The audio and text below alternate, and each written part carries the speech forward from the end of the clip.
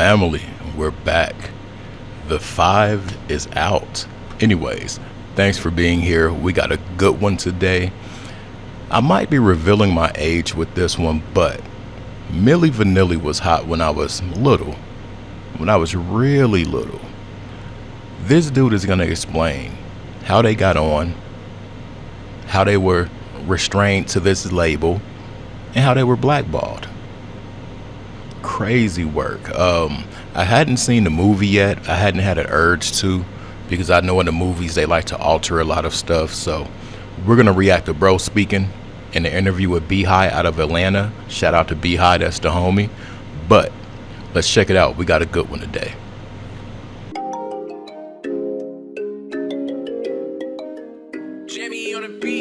Let's get high, yeah, you know I'm about to roll. Let's get please, yeah, you know I gotta pull. Let's live life, yeah, once I'm about to turn up. Get fly, oh for sure it's about to go up. Let's get high, yeah, you know I'm about to roll up. Let's get please, yeah, you know I gotta pull. Let's live life, yeah, once I'm about to turn up. Get fly, oh for sure it's about to go up. Alright, so in this first clip, bro's gonna really break down the finesse about everything. The total finesse. And I always say this about the process. You got to think about like people like Glorilla and how they were before the fame and the money. Well, you got these guys. They always want to do music and this and that. So, dude, put them in the field. He said the mixing boards in the real studio was so seductive. The lifestyle was so seductive. The endless spinning, or what they thought was spinning. He spoke on room service. You could call the food to come up. You can call the food to come up. You can call the food to come up. And it's like that. But all of those things had to get repaid. Trust my word. Let's get to the first segment.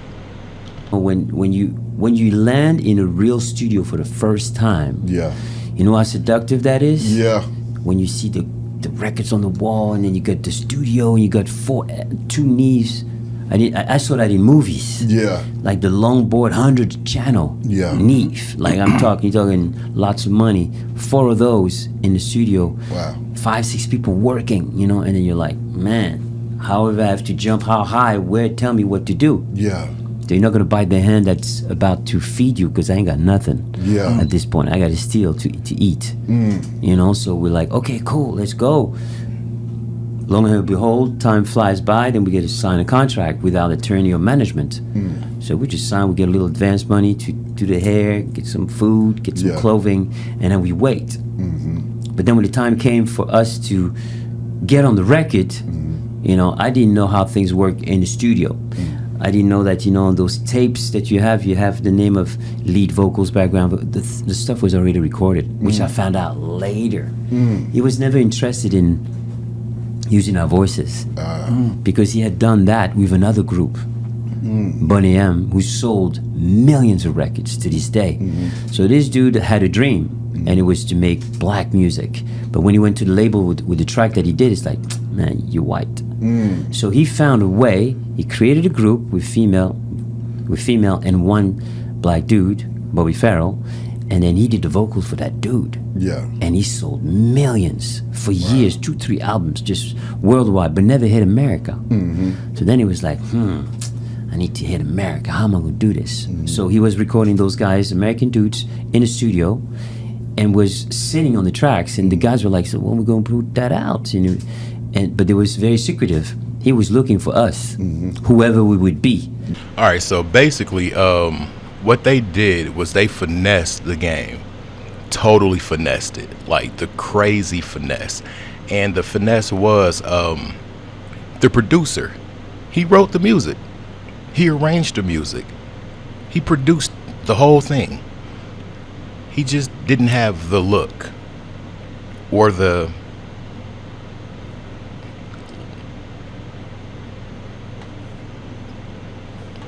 melanin. Facts. So what he did was he would ghostwrite. But what happened with these dudes is they just lip synced. So they were talking to the producer like, look, the producer had him signed too. But he's like, the dudes are like, look, We want to come out and tell people that it's not really us singing.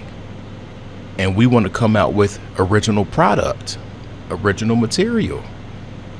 That wasn't an option because they wanted to leave the label too after the label has spent on them like they did. Yes. So, they got blacklisted. Facts. Blacklisted. Blackballed. No motion. Check this out. Yeah. Once he found us, then he trapped us, and then we tried to get out of there. He's like, hey, you signed a contract, you got some money, because every month we asked for some money, so we were indebted. We didn't know that everything was recoupable, that money wasn't free. And you don't want to mess with a dude like this one who's so successful.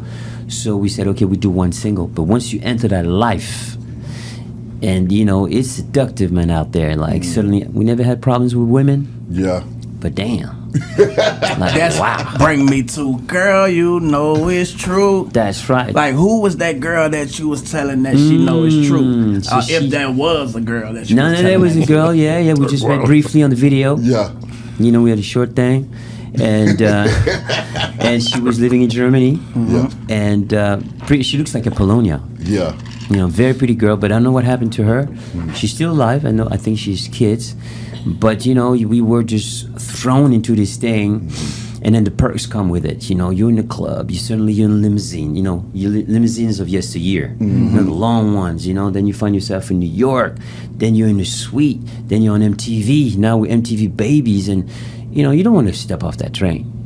Nobody can tell me, That lifestyle. nah, man, you could have jumped off. I'm like, no, nobody. Once you're in there and it goes and it goes and it goes, you're like, wow. Yeah. You're like, but then you start to feel the weight of the thing. And you're like, man, at the end when people leave the room and, it's after party is finished, you look at yourself in the mirror and you're like, Imagine that, y'all. Like, really imagine that. Here you are wanting to do music. Somebody finds you and your homeboy. Y'all think y'all gonna do music, and y'all do music, but it's not even your voices.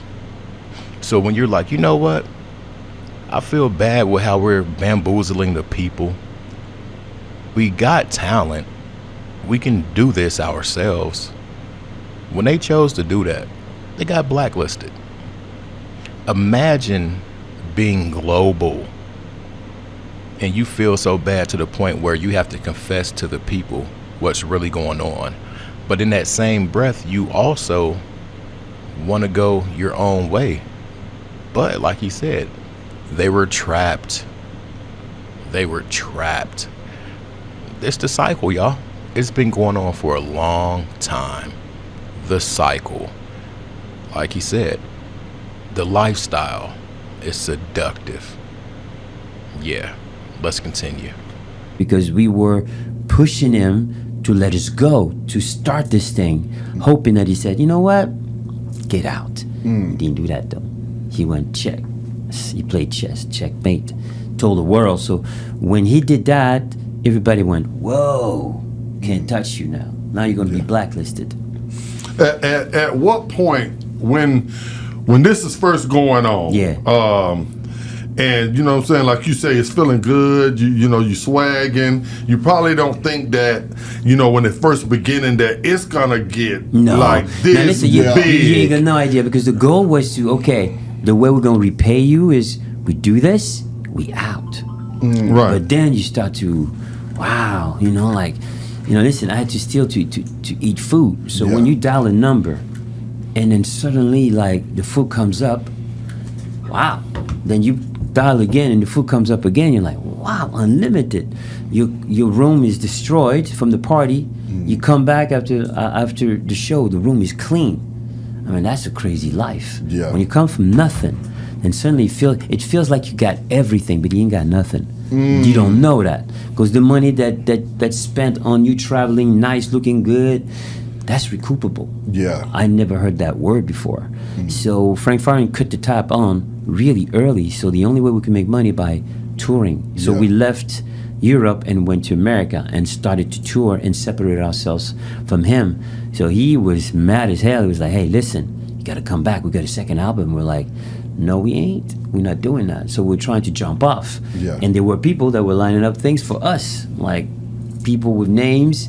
Let's jump in. And we were thinking, because there was no social media, if there would have been social media, we would have said, okay, give us a week or two. We'll come back with a few records. You be the judge. Let me know what y'all think. Let me know what you think. I've seen the cycle. I know the cycle. I've watched artists go through it, period. But it's just a lot of people that go into that line of work, they got a deep passion for music or the visual arts.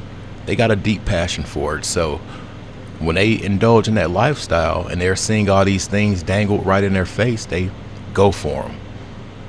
And they end up in a endless cycle. Let me know your thoughts. Let me know where you're tapping in from. Thanks for tapping in. I'm out. Peace.